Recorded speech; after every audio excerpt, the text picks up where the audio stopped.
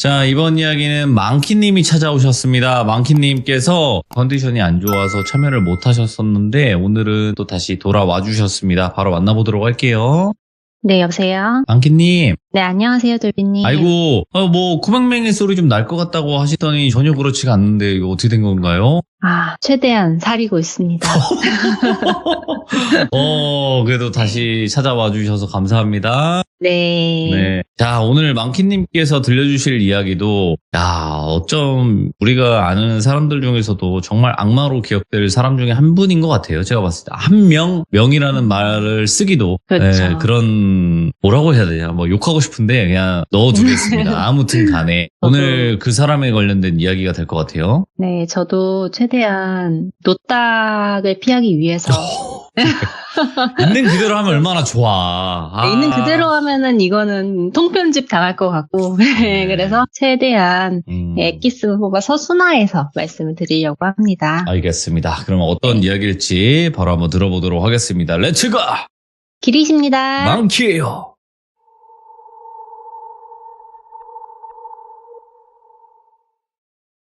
세상에 드러나지 않은 그림자 같은 이야기도 하더라. 음모론인지 알 수 없는 그런 진실인지 알 수 없는 이야기들이 되게 많잖아요. 이거는 실제로 소문이 아니라 매스컴이랑 엄청 논란이 되었던 실제 사건에 대한 내용이지만 이름은 밝히지 않겠습니다. 네네. 어차피 들으면 알 수 있는 분들도 많겠죠. 예. 네, 이름과 지역은 밝히지 않겠습니다. 이 제보해주신 여성분은 중국인 분이세요. 그리고 한국에서 식당을 오랫동안 운영하셨던 분이고 지금은 코로나 이후로 폐업을 하셨지만 여전히 한국에 사시고 계시고 남편분도 한국인이라서 거의 반 한국인이세요. 근데 이분이 실제로 연쇄살인마를 만났던 사람 중에 하나예요. 사실 조선족이 그 지역에 많이 살거든요. 저희도 외국에 나가면 한인 식당을 많이 찾잖아요. 여기도 그렇대요. 한국인보다는 식당을 차리면은 조선족 분들이 자주 왔었고 단골도 조선족 분들이 엄청 많으셨던 거예요. 근데 한국인에 더 가까우신 돌수님인지라 조선족 사람들보다 이 한국인들의 그 이웃집 간에 인사하고 품앗이하는 그런 풍습이 더 정겨우셨던 그런 분이시거든요. 근데 돌수님이 이쪽으로 자리를 잡게 된 계기가 이 도시의 중심가에서 일하고 있는 동생인 돌자 때문에 같이 식당을 차리게 된 거예요. 돌자는 이미 이 근방에서 아직도 양꼬치 집을 하고 있어요.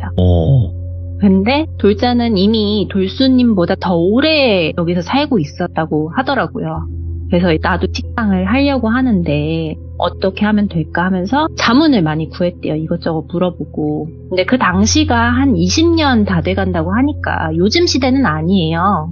그래도 돌자는 피가 섞인 친언니니까 정말 실질적인 조언들을 많이 해줬고 특히 납치에 대한 부분을 강조해서 이야기를 해줬대요.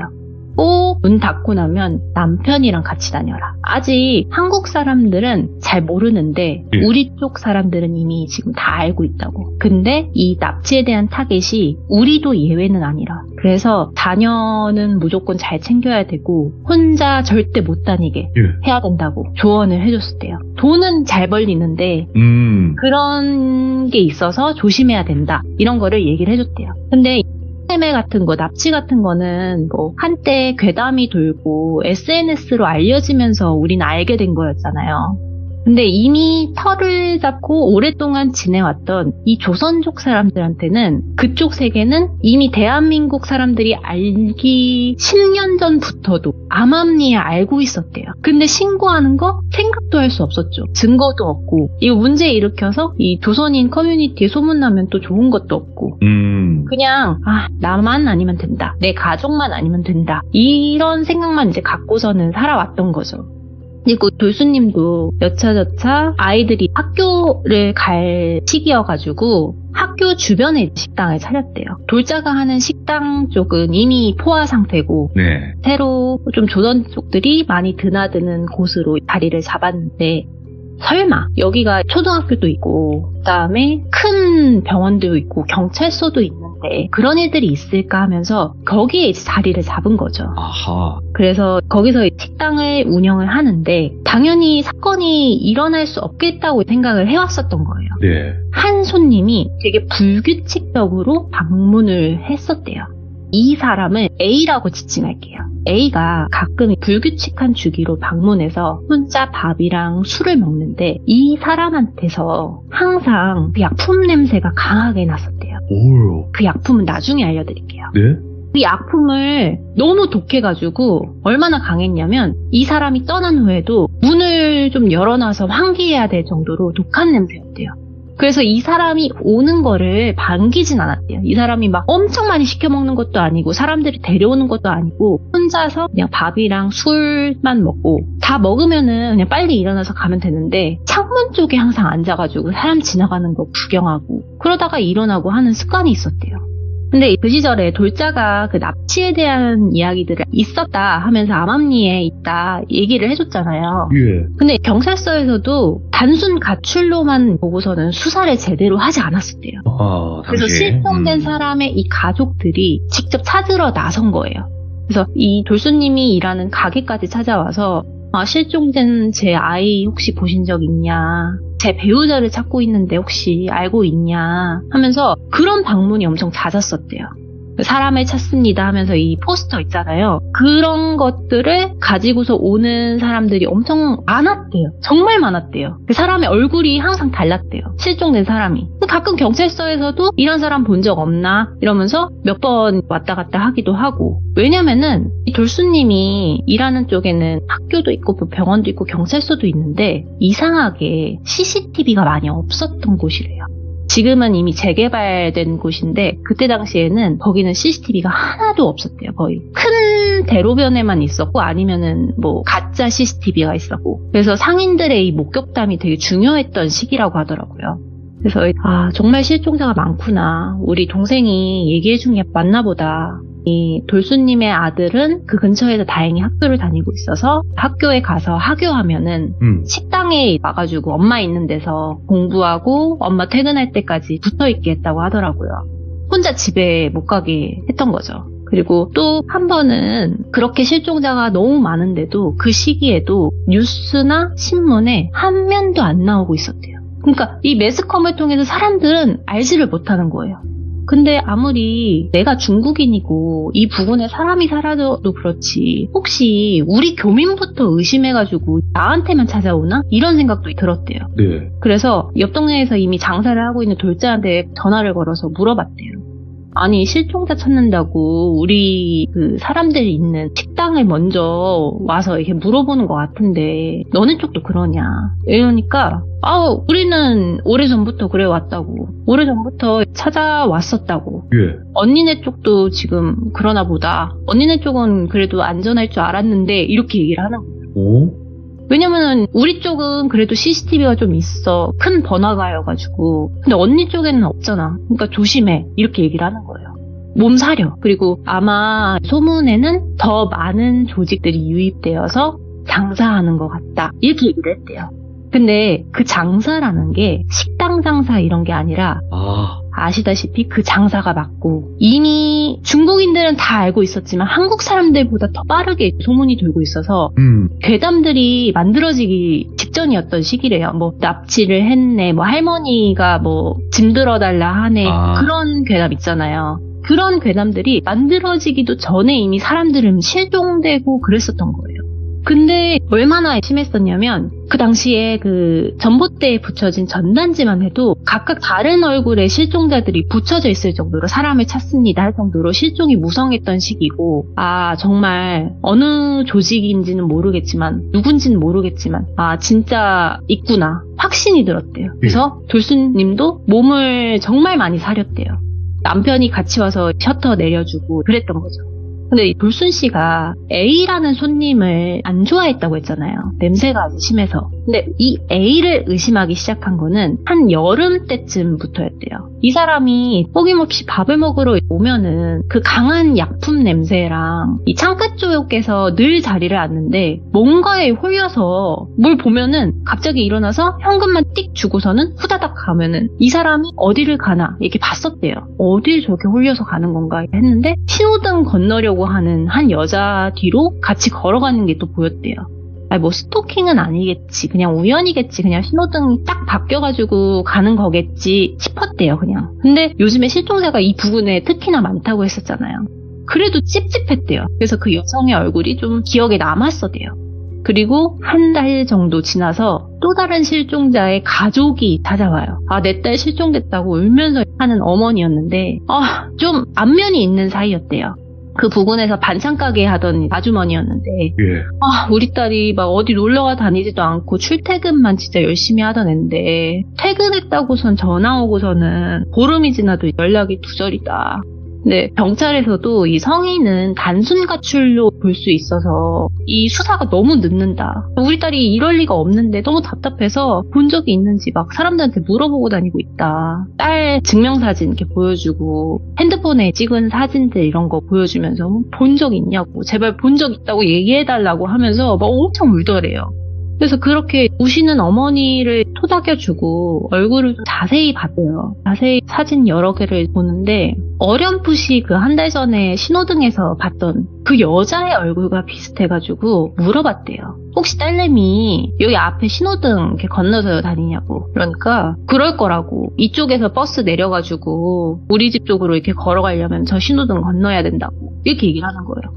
교수님이 본 것 같다. 한 달 전에 여기 신호등으로 건너는 걸 본 것 같은데 그게 마지막이었던지는 모르겠지만 건너는 걸 몇 번 본 적은 있다. 이렇게 얘기를 해줬대요.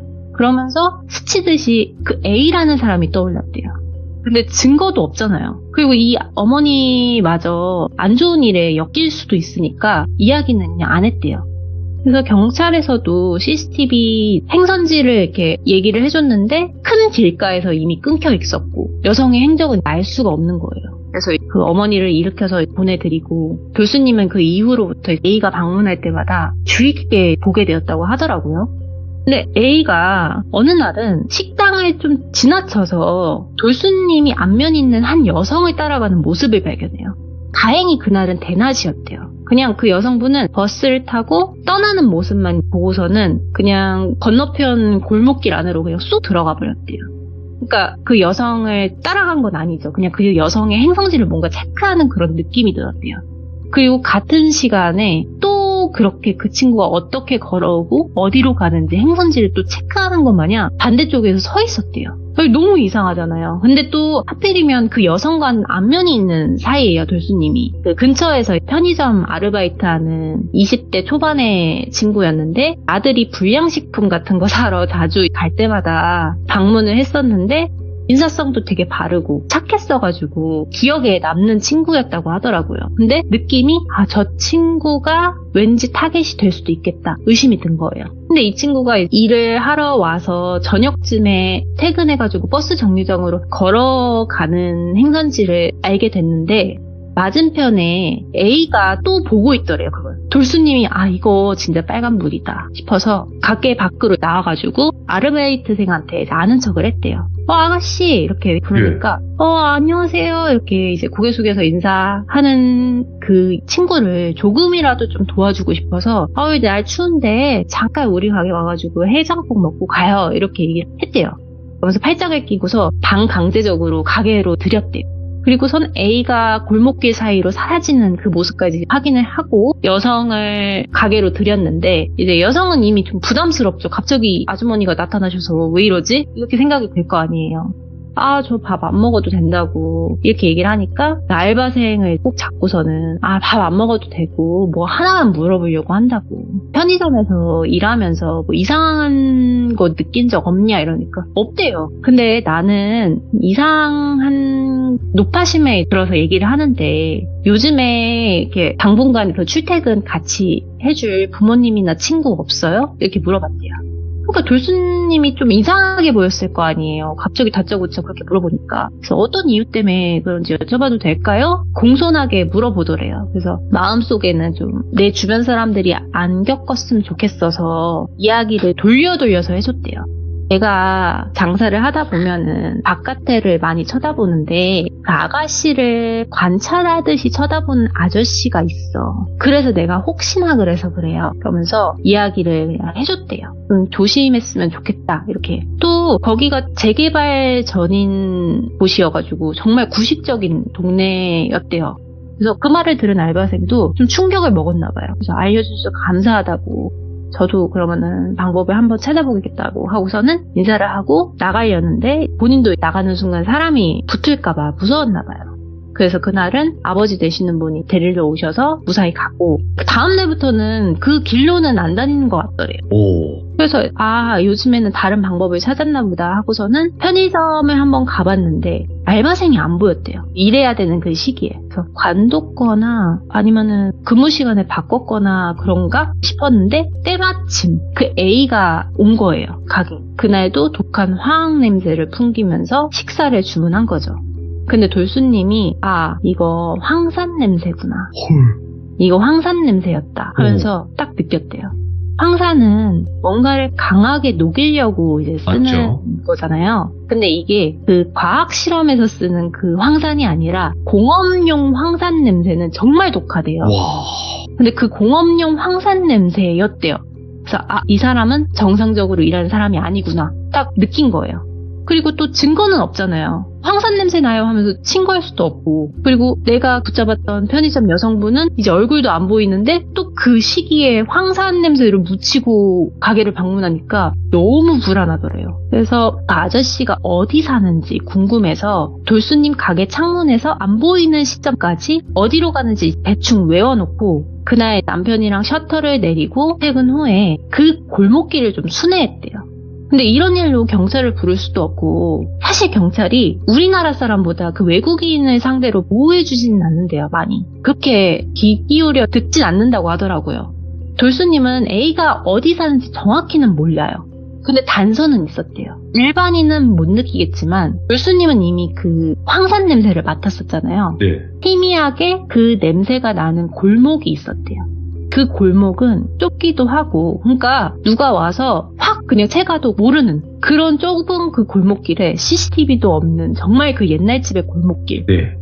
그 사이사이 이미 빈집도 있고 인적도 되게 드물었대요. 근데 거기서 희미하게 황산의 냄새가 풍겼던 거예요. 이쪽에 살구나. 딱 이걸 느꼈고 더 이상 가면 안 되겠다 생각이 들어서 일단 남편을 데리고 돌아갔대요.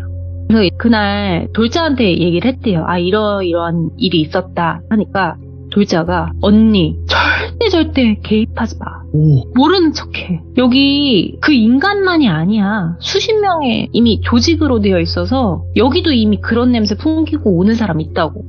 언니가 그 사람들 장사하는 거 방해라도 했다가 언니 여기서 장사 못할 수도 있다고. 그냥 똑똑하게 살려면은 그냥 동조하지도 말고 방해도 하지 말고 중립적으로 그냥 모르쇠 하면서 장사해야 된다고. 그 말만 반복을 했대요. 언니 절대 정의로운 마음에 막 신고를 한다거나 뭐 오지랖을 부리거나 절대 하지 말라고 이렇게 얘기를 했대요. 그 사람도 정말 민감하다고 그런 거.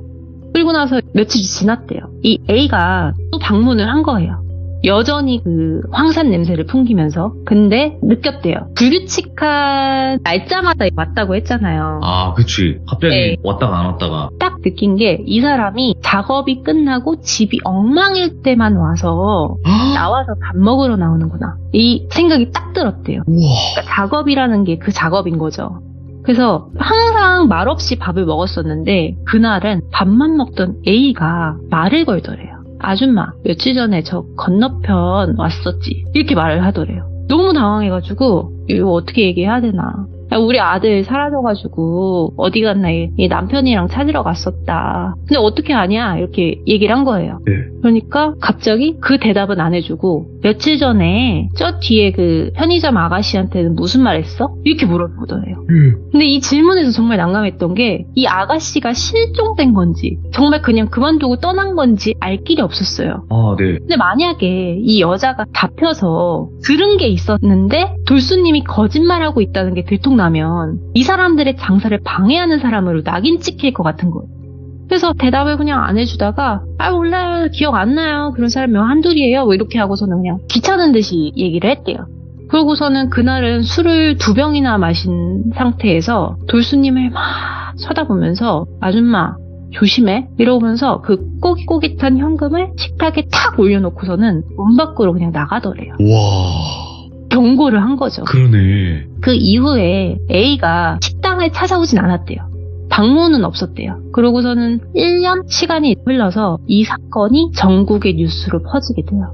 삶의 의혹이 사람들에게 많이 알려지게 되는 사건이 돼요. 네. 근데 거기서 실종된 사람이 돌수님이 장사를 하면서 수십 명은 넘었다고 했거든요. 네. 근데 그 사람은 여전히 단순 가출 아니면 실종 상태로 기록되어 있어요.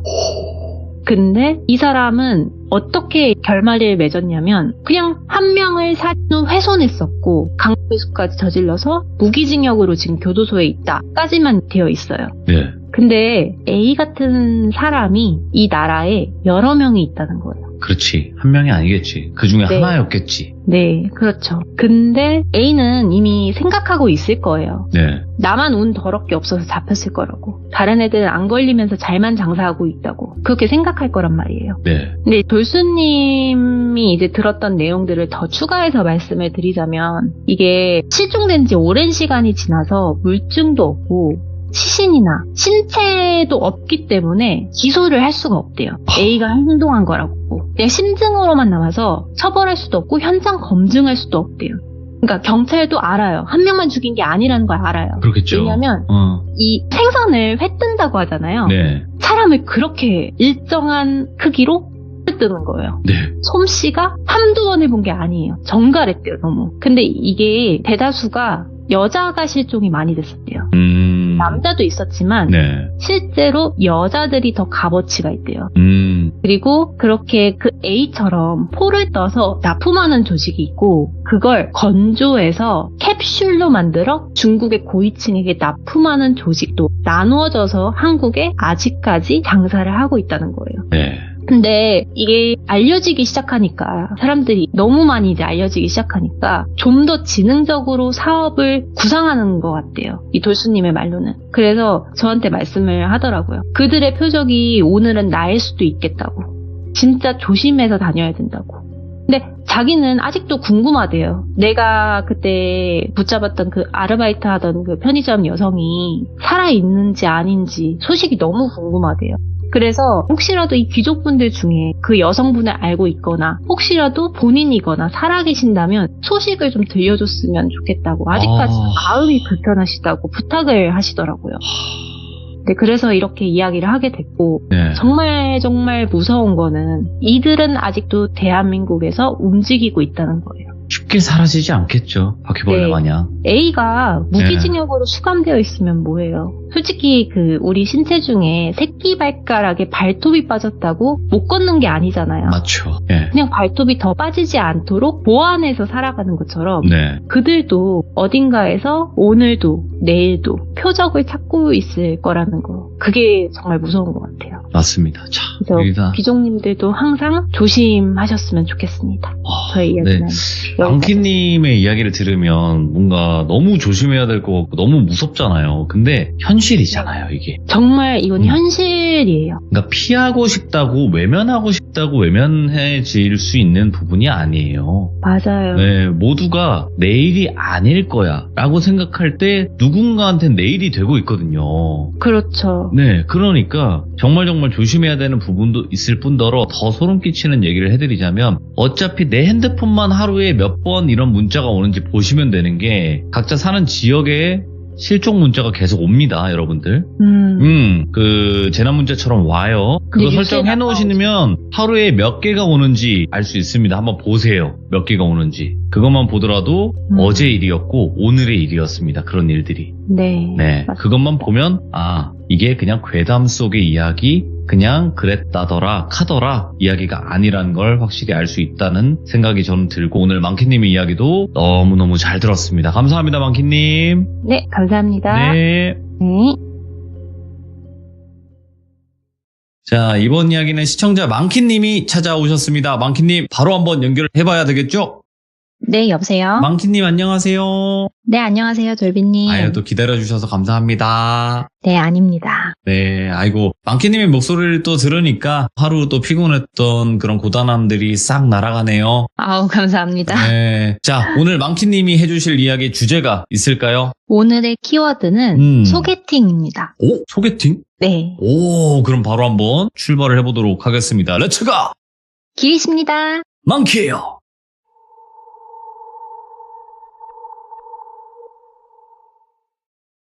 이번에 제보해준 돌순이라는 분은 아주 평범한 사람이에요. 제가 어떻게 알게 되었냐면 사실 이 라이브 방송을 몇 번 하니까 제 목소리인 걸 듣고 연락 오시는 지인분들이 있어요. 뜸했다가 알아보시니까 신기하더라고요. 근데 그 지인분 중에 그 한 분의 친구가 겪은 일인데 좀 공론화 해주셔야 피해자가 발생하지 않을 것 같다라고 말씀을 하시면서 제게 자세히 말씀을 해줬던 건데요. 요즘 우리나라가 결혼 적령기도 늦어지고 있고 결정사 가입률이 늘었다고 하잖아요. 그래서 소개팅 동호회나 이 어플 만남들도 많다고 해요. 그래서 돌순이가 이 사건을 겪은 것도 딱 30대 중반대였고 그 당시에는 결정사를 가입할 만한 스펙도 아니고 그럴 만한 돈도 없었대요.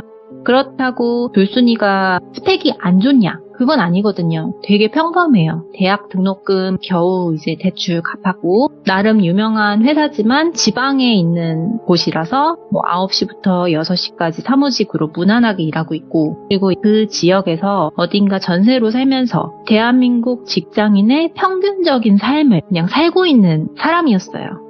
근데 회사가 외딴 곳에 있으니까 그 부분에는 하플이라던가 놀 수 있는 곳이 없었대요. 또 친구도 멀리 있었고 심지어 친구들은 30대 중반이다 보니까 반 정도는 결혼을 했고 결혼을 안 한 친구들도 서울 경기 주변에서만 일하고 노니까 점점 멀어져 가더래요. 그래서 너무 심심하고 외로운 거예요. 돌순이가 이제 몇 년째 남자친구도 없던 상황이었거든요. 그래서 그 나이가 되고 연애할 사람조차 없으면 나도 모르게 자존감이 떨어진다고 그렇게 얘기를 해주더라고요. 근데 돌순이가 딱 그런 시기였대요. 옷가게를 가면은 입을 만한 옷 사이즈 다 있을 정도의 체형이고 피부에도 난 거 없이 지극히 평범하고 관리도 잘하고 하는데 돌순이의 환경은 이성을 만날 수 없는 그런 상황이었던 거예요. 그래서 돌순이가 무심결에 오픈 채팅을 찾아보게 됐어요. 근데 오픈 채팅의 절반이 좀 음흉하거나 어떤 의도가 있는 그런 사람들이 많잖아요. 그래서 다수가 모여서 떠드는 단체 채팅방이 있는 그런 곳에 찾아봤대요. 쭉 내려보니까 블라인드 소개팅 방이 있었대요. 나는 솔로 3대3, 땡땡 지역 부근 사람 모여라. 이런 식으로 글이 써져 있어서 한번 유심히 봤대요.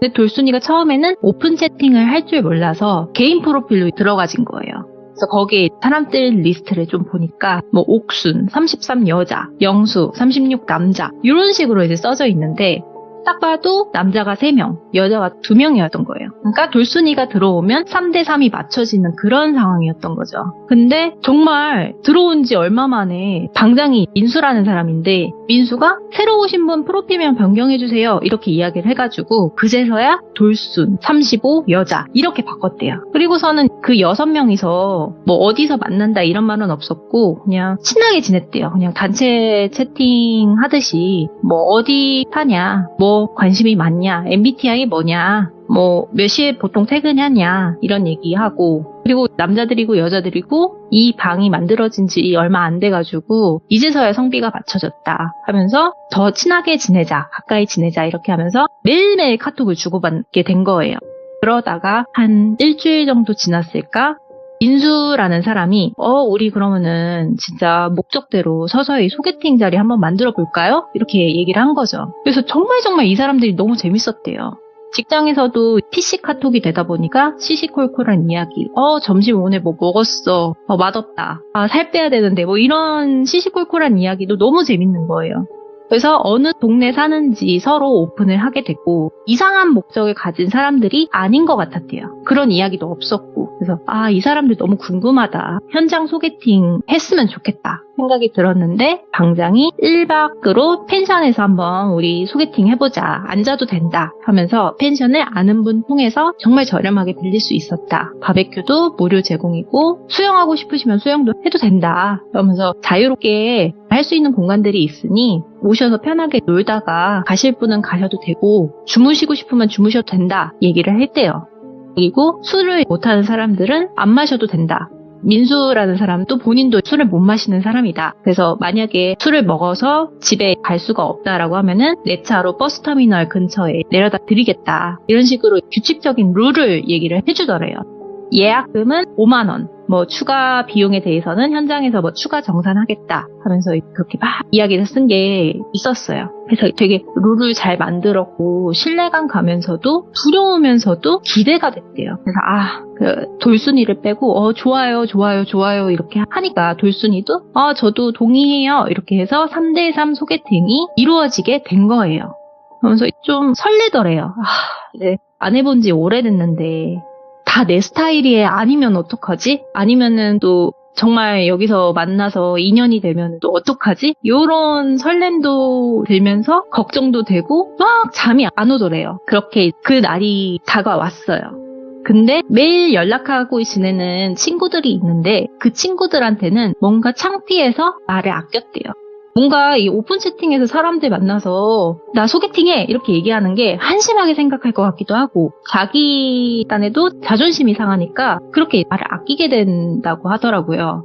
그리고 돌순이는 차가 없어요. 그래서 셔틀버스로 회사 집만 왕래해가지고 웬만하면은 대중교통만 이용하는데 그 펜션은 또 차가 없으면은 가기가 애매한 곳이었던 거예요. 그래서 그러면은 그 지역의 버스터미널로 가서 택시를 타고 가야겠다 이렇게 생각을 했는데 마침 영숙이라는 여자애한테 1대1 카톡이 온 거예요. 돌순 언니 전에 차 없다고 했던 것 같은데 저 차 있거든요. 저랑 같이 가요. 땡땡역으로 오시면은 제가 거길로 픽업할게요. 이렇게 1대1 카톡이 온 거예요. 그래서 남자가 아니라 여자애가 그렇게 얘기를 해주니까 너무 친절하고 소개팅이 아니어도 이런 인연 너무 좋다 생각이 든 거예요. 그래서 땡땡역으로 가서 예쁜 옷을 입고 전날에 목욕탕도 다녀오고 신발도 예쁜 걸로 사고 정말 예쁘게 꾸몄대요. 이제 기다리고 있는데 검정색의 카니발이 오더래요. 그리고서는 창문을 내리고서는 혹시 돌순 언니 맞아요? 저 영숙이에요. 이렇게 얘기를 하더래요. 여자애였대요. 그래서 옆자리 타라고 해서 탑승을 했고 근데 30대 초반에 이 여자애가 카니발을 끌기에는 너무 큰 차 아닌가? 이제 생각을 해서 뒤로 돌아보니까 약간 현장에서 쓰이는 장비들이 좀 쌓여있더래요. 톱이라던가 이런 것들이 드릴 이런 게 그래서 쳐다보는 돌순이를 영숙이가 시선을 느낀 거예요. 그래서 언니 제가 무슨 일 하는지 말씀 안 드렸었죠. 저 인테리어 사업하고 있어요. 그래서 차가 좀 더러워요 언니 이러면서 머쓱해 하더래요. 얘는 어린데 인테리어 사업을 본인이 하는 거 되게 멋있다. 이 생각이 들면서 나는 그런 생각도 안 해봤는데 너 되게 멋있다. 이렇게 생각을 하기도 했고 말도 내뱉었대요. 그러면서 좀 친해진 거예요. 그래도 자기보다 어리지만 약간 돌순이가 봤을 때 그 영숙이라는 친구는 예쁘진 않았대요. 그리고 좀 힘을 써서 튼튼해 보이는 약간 살집. 그래서 그걸 보면서 내가 조금 더 낫다 라는 생각이 들었다고 하더라고요. 여자들이 좀 그런 게 있어요. 소개팅이다 보니까 내가 그래도 여자 중에서 좀 돋보여야 되고 예뻐 보여야 되는 그런 경쟁심이 있지만 티는 내고 싶지 않은 그런 마음이 있는데 돌순이는 속으로 그래도 이 영숙이라는 애보단 내가 좀 더 낫다 생각이 딱 들었대요. 근데 그 펜션을 향해서 가는데 돌길 따라 쭉 꼬불꼬불 올라갔대요. 산에 있어가지고 하나의 별장 같은 펜션이 보였고 이미 차 2대가 와 있었대요. 남자들이 와 있었던 거죠. 이미 미리 와 있었던 거예요. 남자 셋은. 그리고 여자는 돌순이와 영숙이만 왔던 상황이에요. 여자 한 명은 옥순인데 늦어진다 하고서는 안 온 거죠. 그래서 좀 더 기다려보다가 이 옥순이라는 친구가 카톡이 없고 늦어진다라고 하는데 보통 이런 경우에는 안 오는 경우가 있다. 그래서 우리끼리라도 더 이상 기다리지 말고 진행하면서 놀자 얘기를 한 거예요. 그 주최자가 민수잖아요. 일단은 서로를 소개하는 시간을 가지면서 일단은 헷갈릴 수 있으니 서로 닉네임으로 얘기하자. 뭐 민수, 철수, 광수, 영숙, 돌순 뭐 이런 식으로 이제 얘기하자. 이렇게 얘기가 된 거예요. 그리고 서로의 자기소개서를 좀 써서 공유하자 이야기를 한 거죠. 일단 만나서 규칙이 핸드폰은 다 같이 걷자. 이 순간만큼은 모두에게 집중하자. 이거였대요. 그래서 핸드폰을 모두가 걷어서 거실에 구석탱이 상자 안에다 넣어놓은 거예요. 그리고 자기소개서 문항을 보니까 내용은 뭐 별게 없었대요. 결정사에서 흔히 작성하는 그런 호구조사의 내용들, 이름, 나이, 직업, MBTI, 뭐 혈액형, 키, 몸무게는 그냥 대충 체크하는 안이 있었고, 뭐 취미생활, 음주, 흡연 여부까지는 뭐 그럴 수 있다 이렇게 생각을 했는데, 마지막 문항이 연봉이 아니라 내 통장에 있는 자산, 이거를 적는 안이 있었대요. 현금할 수 있는 자산. 그래서 민수한테 좀 애매해가지고 이거 민감할 수도 있는데 꼭 적어야 돼요? 이렇게 물어보니까 오히려 연봉이 더 민감할 수 있는 부분이고 이 자리가 가벼운 자리도 아니고 정말 미래를 생각할 수도 있는 사람들이 모이는 이런 소개팅 자리다 보니까 결국에 내가 모은 자산들을 통해서 내 성실성을 어필할 수 있는 부분이다 보니 그냥 가볍게 적으시면 돼요. 이렇게 말을 하더래요. 그래가지고 좀 찜찜하지만 뭐 통장에 있는 예금, 적금, 주택 청약 이런 거 포함해서 그냥 대략적으로 5천만 원이라고 적었대요. 사실 그거보단 더 많았지만 그냥 5천이라고 적었대요. 그리고 핸드폰은 없고 자기소개를 하면서 뭐 레크레이션 식으로 서로 간에 친해지게 된 거예요. 근데 기분이 좋아하기도 하고 묘하기도 했던 게 남자 3명이 영숙이의 자기소개서보다 본인의 자기소개서를 집중하듯이 읽어보고 질문하고 후구조사하는 것처럼 보였대요. 그러면은 남아있는 영숙이가 좀 머쓱할 거 아니에요. 나한테만 말을 거니까. 눈치를 봤는데 그냥 아무렇지도 않아 보이면서 손톱 만지면서 덤덤한 표정을 짓고 있더래요.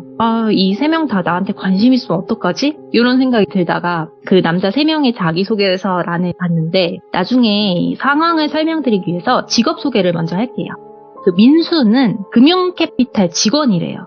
그래서 탑 금융업계는 아니지만 그래도 나름 뭐 코스닥에 상장한 회사이다 하면서 이렇게 뭐 금융회사 다닌다라고 얘기를 해줬고 특징이 있었다면 아직 목티 입기에 이른 날씨인데도 달라붙는 검정 목티를 입고 검정 바지까지 입어가지고 깔끔해 보이면서도 말라 보이는 그런 관상이었대요. 그때 날씨가 한 10월 달이었다고 했거든요. 근데 목티를 입기에는 좀 이르잖아요. 그래서 눈에 띄었다고 하더라고요.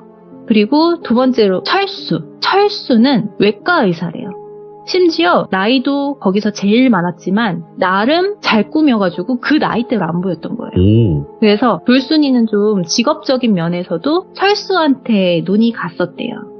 그리고 광수는 유통회사를 다니는 애래요. 그래서 유통업을 직접 운송하는 현장 사람이다 보니까 나는 이 두 형들보다 똑똑하지는 않지만 제가 제일 어리긴 해요, 누나. 이런 식으로 얘기를 하더라고요. 운전은 제가 제일 자신 있어요. 하지만 이 일을 하다 보니 여자를 만나지 못해서 여기 이렇게 와보게 됐다 하면서 이렇게 이야기를 하더래요.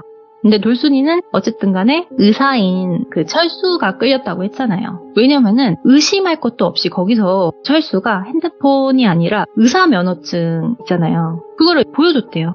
진짜 내가 이거 의심할까봐 내가 이거 아직도 들고 다닌다 이러면서 잠깐만 있어봐요 하면서 구석에 있는 핸드폰을 꺼내오면서 의대생 시절 때 자기 사진들 보여주고 이러면서 어필을 하니까 이게 사기는 아닌가 보다. 진짜 얘는 땡땡 그 종합병원의 의사인가 보다 하면서 진실성이 있는 친구다. 그래서 그러면은 소개팅 되게 많이 들어올 텐데 왜 여기 오셨어요? 물어봤대요.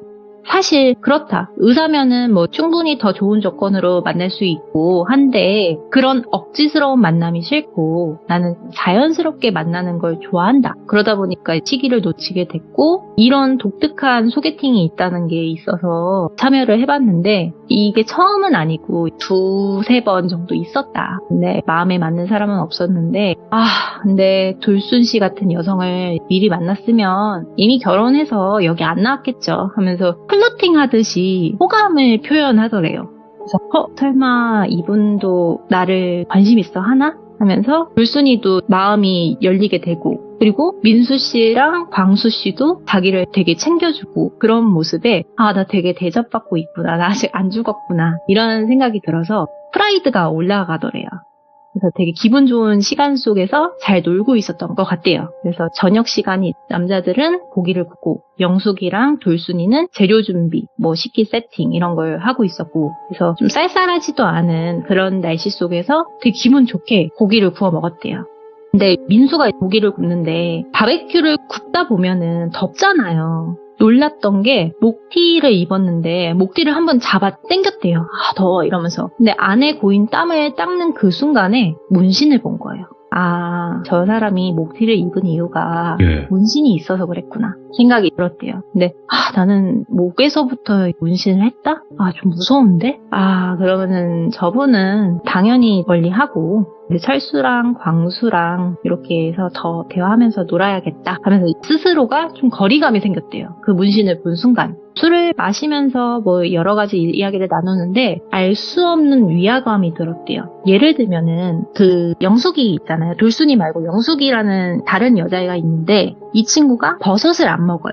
근데 돌순이랑 다른 사람들은 당연히 처음 만나니까 이런 걸 모를 거잖아요. 다 버섯을 못 먹는다 이런 거를. 근데 철수가 영숙이 버섯 안 먹으니까 영숙이 접시엔 고기만 담아 이러질 않나. 영숙이가 아무리 좀 현장 일을 하는 스테토니어 같은 스타일이라고는 하지만 초면이자 그 막내인 광수를 툭툭 치면서 야 빨랑 치워 이렇게 막대하질 않나. 좀 초면이 아닌 듯한 그런 느낌이 들었대요. 아니 이 사람들이 언제 이렇게 친해졌지? 근데 또 본인한테는 안 그랬대요. 예의 바른 그런 느낌이었대요. 그래서 철수가 바베큐를 먹다가 좀 자리를 바꿔서 돌순이 옆에 앉았대요. 그러면서 술 너무 많이 먹지 마요 이러면서 주량 얼마나 돼요? 이러면서 물어보고 주량 좀 세네. 평소에 건강 상태는 어때요? 나는 건강한 여자가 좋아요 이러면서 자기 관리의 일환이지 않아요? 이렇게 얘기하니까 돌순이도 그걸 어필하고 싶어서 나는 잔질병도 없고 튼튼하다고 운동만 좀 안 해가지고 근력만 좀 딸리지 건강검진 때마다 별 이상이 없다 하면서 그냥 웃으면서 그냥 어필을 했대요. 술을 좀 마신 상태였고 민수만 술을 안 마시고 있었고 다른 사람들은 그냥 다 마시면서 막 놀자 하는 상황이었대요. 그래서 좀 취해가고 있는데 자고 갈 사람 이렇게 물어봤대요. 민수가. 안 자고 가면은 버스터미널에 내려드릴게요 이렇게 얘기를 한 거죠. 남자 3명은 저 그냥 술 먹었고 하니까 자고 갈게요 이렇게 얘기하고 영숙이도 나도 자고 갈래요. 술 먹었는데 운전 못하지 이러니까 또 그 여자애 혼자만 놓고 갈 수도 없고 영숙이도 옆에서 언니 그냥 같이 자고 내일 제가 땡땡역에 내려다 줄게요. 그냥 같이 저쪽 방에서 자고 우리 가요 이렇게 하면서 팔등을 끼면서 막 애교를 떨더래요. 그래가지고 알겠어요. 그러면은 저도 자고 갈게요. 이렇게 얘기를 한 거죠. 근데 돌순이가 술을 잘 마시는 편인데도 불구하고 취기가 막 올라오는 거예요. 근데 어느 순간 영숙이가 옆에서 언니 자고 가니까 마시자 이러면서 더 마시도록 유도를 한 거예요. 자기도 마시고. 그래가지고 자기 주량도 못 미쳤는데 너무 갑자기 이렇게 많이 마시니까 잠이 오더래요. 아직까지는 이른 저녁이고 밤이 너무 쏟아진 거예요. 그래서 좀 졸립다 하면서 옆에 있던 영숙이 어깨에 기대가지고 살짝쿵 잠이 들었대요. 사람들 막 웅성웅성 하면서 막 떠들고 웃는 소리가 들렸는데 자기는 깊게 잠들진 않았다고 생각을 했었던 거예요. 근데 눈을 떠보니까 한 방에서 이불 위에서 자고 있는 본인의 모습을 발견한 거예요. 언제 내가 이렇게 왔지? 싶은 거예요. 그리고 그 방에는 침대만 있고 작은 창문만 있고 화장실도 없고 그냥 그런 방에서 혼자 자고 있었던 거예요. 시간을 보려는데 핸드폰은 이미 걷어가지고 거실에 있잖아요. 그 방에는 또 시계도 없었대요. 그냥 창문을 열어서 누구 있어요? 이러는데 조용하고 바베큐도 끝난 것 같더래요. 사람들이 다 자고 있나? 하면서 일단은 화장실 좀 가야겠다 해가지고 방문을 열었는데 안 열리더래요. 바깥에서 잠긴 건지 고장난지 모르겠는데 덜컥덜컥 계속 해보는데 안 열리는 거예요. 근데 이게 덜컥덜컥 소리를 내면은 바깥에서 반응을 해줘야 될 거 아니에요. 근데 풀벌레 우는 소리만 들리고 아무 소리도 안 들리더래요. 그래서 그 창문에 쇠창살이 되어 있어가지고 누구 없어요 이러면서 나 화장실 가고 싶은데 누가 없어요 이러면서 이렇게 보는데 주차된 차를 옆에서 볼 수 있었는데 차들은 다 그대로에 있었던 거예요. 아무도 안 나갔다는 거잖아요. 거기가 외진되어가지고 어디로 걸어가서 뭐 할 수도 없어요. 슈퍼도 없고 그래요. 그래서 술 취해서 다들 자나? 근데 나 화장실 너무 가고 싶은데 하면서 계속 누가 한 명이 깰 때까지 쿵쿵쿵쿵 했대요.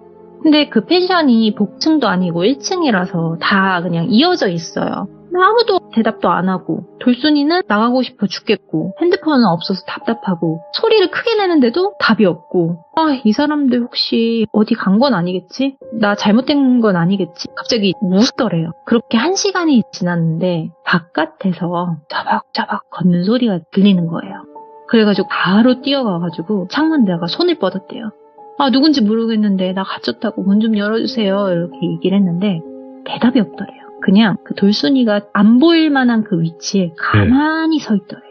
그래서 그 모퉁이에 있으니까 돌순이도 누군지 모르겠는 거예요. 그래서 돌순이가 계속 소리를 질렀대요. 화장실 가고 싶고 나가고 싶고 하니까. 그러니까 욕을 하면서 진짜 시끄럽네 이렇게 하면서 말이 들려요. 영숙이 목소리였던 거예요. 그러면서 영숙이가 창가 쪽으로 와서 웃으면서 말을 꺼내는 거예요. 언니 지금 이상한 거 느끼지? 하면서 낄낄낄 웃더래요. 아까 그 애교 떨고 팔짱 끼고 하던 그런 사람이 전혀 아니고 사악하게 웃으면서 뭐야? 이상한 거 느끼고 있지? 이러면서 약 올리더래요. 언니 저 남자들 한패야. 언니 살고 싶지? 나한테 5천만 원 보내주면 내가 저 남자들 잘 구슬려서 언니 살게 퇴로 봐줄게 하면서 자기가 쥐고 있는 손이 돌순이 핸드폰이었던 거예요. 그 핸드폰을 들고 살랑살랑 흔들고 있는 거예요. 밖에서. 언니 여기서 절대 못 나가. 저 뒤로 가면은 절벽이야 언니. 언니 이거 나한테 돈 안 보내면 저 남자들이 어떻게 할지 다도 못 도와줘. 그래도 나는 같은 여자고 정이 있으니까 지금 도와주려는 거잖아. 언니 집에 가야지. 이렇게 얘기를 하더래요. 근데 얘네 다 한패인 건가? 흔히 이야기하는 이 신종 피싱인 건가? 내가 속았구나 생각이 들었어요. 근데 돈을 보내준다고 해도 돌순이가 탈 수 있다는 보장이 없잖아요. 알겠다고 내가 돈 꺼내줄 테니까 핸드폰 달라고 하니까 영숙이가 아니야. 언니는 비밀번호만 말해. 내가 직접 보낼 거니까.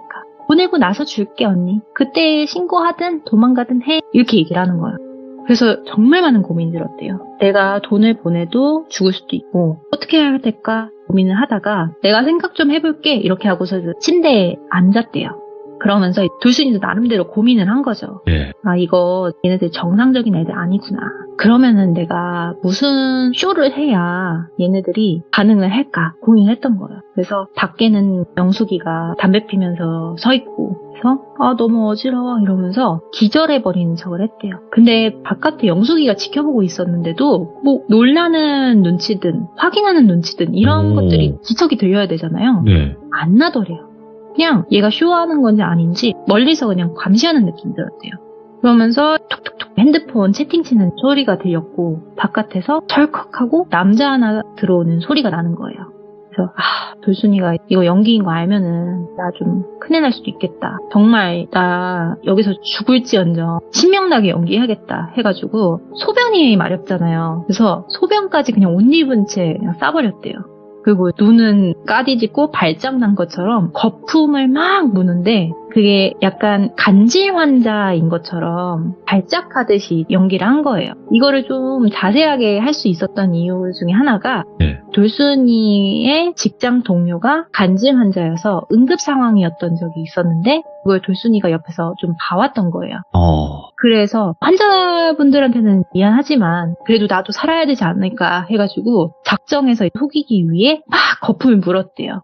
그래서 방에서 확인하더니 야, 얘 진짠가 봐. 지렸어. 이러고 멀리서 민수 목소리더래요. 야, 쟤 병 없다고 하지 않았어? 체크 안 했어? 이런 소리들이 막 들리는 무서워서 하는 소리들이 이제서야. 그래서 반응하는구나. 나 더더욱 연기 발작해야겠다 하면서 정말 몸을 부르르 떨었는데 무서우니까 그냥 떨리더래요. 몸이 부르르. 죽을 수도 있겠다 싶어서 벌벌 떨면서 환자인 척 연기를 하니까 사람들이 야, 쟤 발작하는 것 같은데 어떡하지? 이러면서 막 얘기하는데 한 명이 안아들고서는 차 안에 돌순이를 실는 거예요. 그 카니발 안에 장비가 가득한 곳에 밧줄 같은 걸로 돌순이 팔을 묶고서는 트렁크를 쾅 닫아버리는 거예요. 그러면서 밖에서 하는 소리가 몰라 일단은 팔자 이렇게 얘기하는 게 들렸대요. 팔자. 나 팔리는 거구나. 나 팔리는 거 맞구나. 그래서 혈액형이고 뭐고 다 물어본 거였구나. 그러면서 차에다가 넣고서는 나가는 민수의 모습을 봤는데 민수가 나시만 입고 있었대요. 근데 온몸이 문신으로 다 덮여 있었대요. 그래가지고 진짜 이 사람들 한패구나. 나 장고 보고 다 팔리겠구나 이러면서 너무 무서운데 여기서 살아야지 싶어가지고 사람들이 일단 펜션 안으로 들어가자마자 돌순이가 그 밧줄을 어떻게든 이제 풀려고 노력을 했대요. 근데 옆에 그 톱이나 니퍼 같은 장비들 일단 다 치워놨더라고요. 그래가지고 빠져나갈 수 있는 방법이 이 밧줄을 풀어야 되는데 이게 밧줄이 너무 안 풀리더래요. 그래가지고 이빨을 동원해서 정말 미친 듯이 그 손에 상처가 나면서까지 해서 풀어요. 그리고 차 문을 잠궈놨지만 안에서는 그래도 열 수 있으니까 트렁크를 열고 간신히 맨발로 탈출해서 미친 듯이 그 돌길을 내려왔대요. 뛰었대요, 그냥. 너무 무서우니까 울면서 달려간 거죠. 폰도 없고 여기 산 중턱이니까 어둡고 안 보여서 넘어지고 구르고 계속 그냥 달렸대요. 다행히 눈치를 못 챈 건지 뒤에서 쫓아오는 사람은 없었고 1시간 넘게 그렇게 가니까 집은 아니고 컨테이너 박스 같은 집이 보였대요. 그래가지고 사람 사는가? 사람 살았으면 좋겠다 하면서 보니까 그 빨랫줄에 빨래가 걸려있는 걸 보고서는 사람 사는구나 하면서 문을 쾅쾅쾅 두드렸대요. 저 좀 도와달라고 하면서 막 살려달라고 이렇게 외치니까 할아버지 한 분 나오시는 거예요.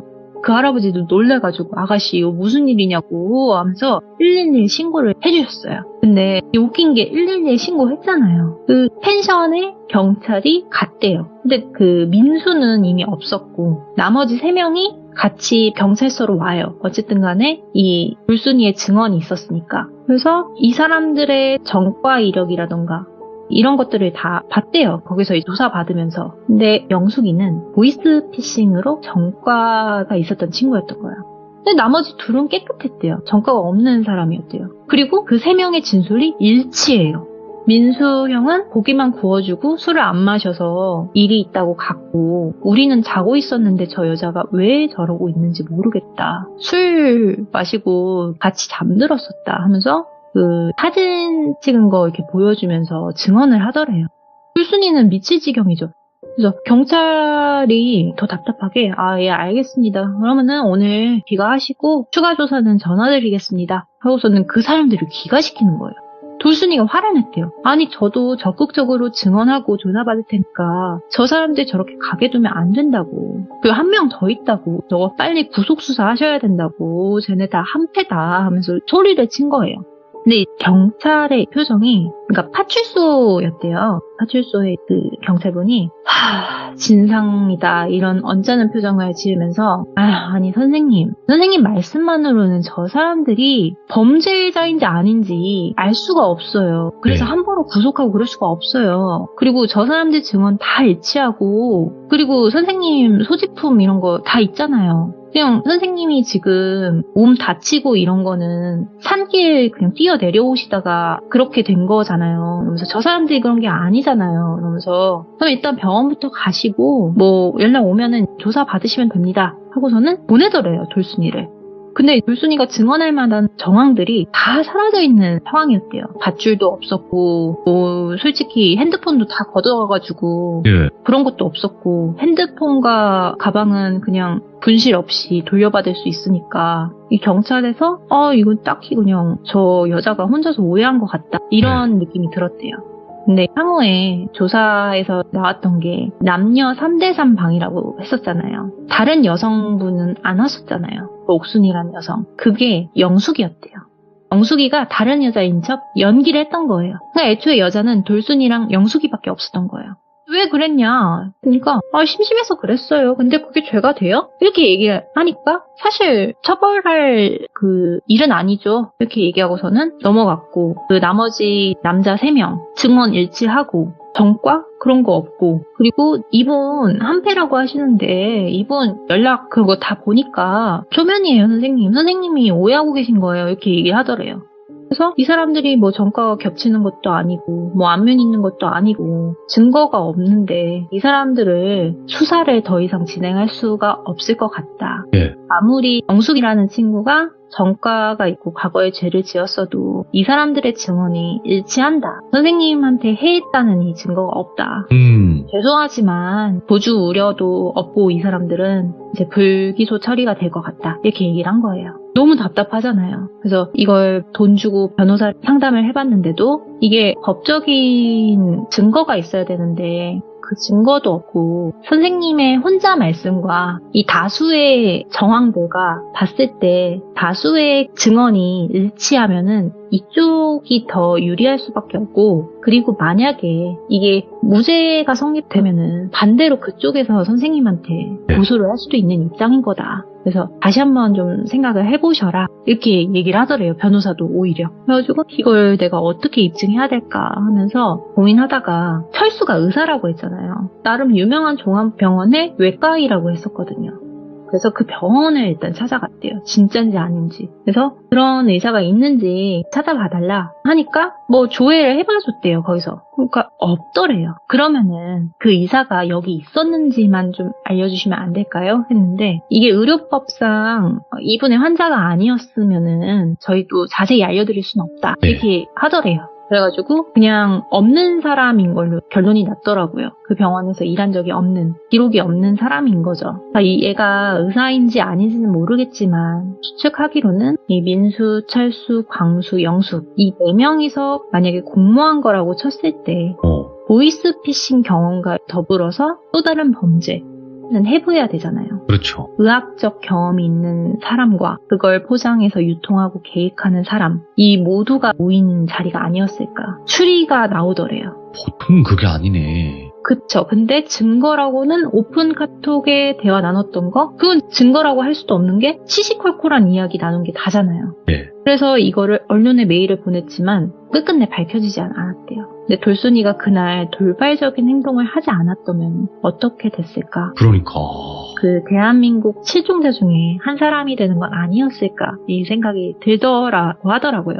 오늘도 사실 제가 핸드폰에 어디구 실종자 발생, 인상착의 이런 알림음이 오더라고요. 아, 네. 그래서 하루에 수개가 오는데 이게 어떻게 실종이 되는지도 모르는 거고 네. 이 돌순이도 그 사람 중에 하나가 되진 않았을까. 진짜 이런 생각이 들더래요. 그리고 두 번째로는 내가 피해를 입었고 내가 피해자임에도 이 증거가 정확하게 없고 다수의 사람들이 나를 이상한 여자라고 증언을 하면은 되려 진짜 이상해지는구나 생각이 들었대요. 근데 이 수법은 어느 SNS에서도 어느 매스컴에서도 나오지 않는 방법이래요. 그러니까 신종 피싱 납치 방법이 아닐까 생각이 들더래요. 섬뜩하네 이거. 그리고 이게 보험이 되는 게 서로가 서로를 증언해주잖아요. 그리고 사라지게 된다면은 그 부분의 절벽에 핸드폰만 떨어뜨리고 우리는 분명히 놀다가 사라졌다. 증언하면 되는 부분인 거라서 사람 하나 실종시키고 모두가 그냥 모르쇠 하는 거는 정말 쉬운 방법인 거예요. 그리고 만약에 그냥 이런 일이 발생하게 된다면 돌순이처럼 이상한 애로 몰아가고 우리는 잘 놀았다. 증거 뭐 다 뒤져보셔라. 이렇게 해서 털리는 거 없이 네. 그렇게 하는 거고 이 친구들이 어떻게 연락하는지 뭐 대포폰이 있는지는 모르겠지만 분명히 이 사람들은 아는 사람이다. 이 4명은 공모한 거다라는 생각은 들지만 이거를 끝끝내 증거를 찾을 수가 없었대요. 아쉽게도. 그래서 이거 진짜 신종 피싱 납치니까 귀족님들도 이런 게 있다면 조심해야겠다. 사실 범죄가 일어난다고 해도 모를 일이고 네. 부모님이나 친구한테도 이런 사람들 만난다라고 하기도 뭐하잖아요.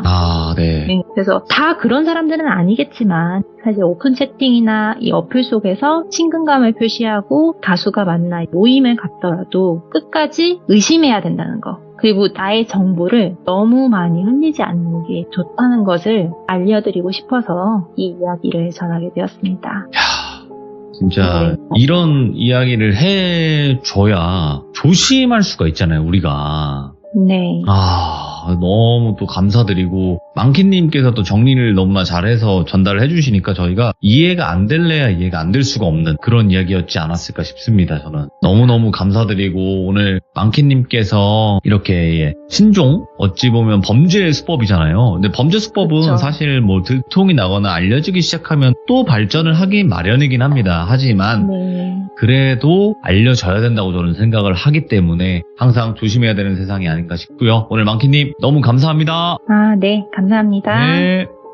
그래도 많은 분들이 저희 현실공포 이야기를 들으시고 도움이 된다, 더 조심할 수 있는 계기가 되고 경각심을 가지게 되었다라고 말씀해 주시는 분들이 굉장히 또 많았어요. 그래서 여러분들도 그냥 단순 재미로 시청을 하시는 분들도 계시겠지만 그래도 이런 수법을 하나 알아두면 나중에라도 대처할 수 있는, 조금이나마 미리 눈치챌 수 있는 그런 또 귀중님들이 되지 않을까 싶어요. 그래서 오늘의 이야기도 너무나 섬뜩한 실화였던 걸로 생각이 됩니다. 시청해주신 모든 분들 감사드립니다. 고맙습니다.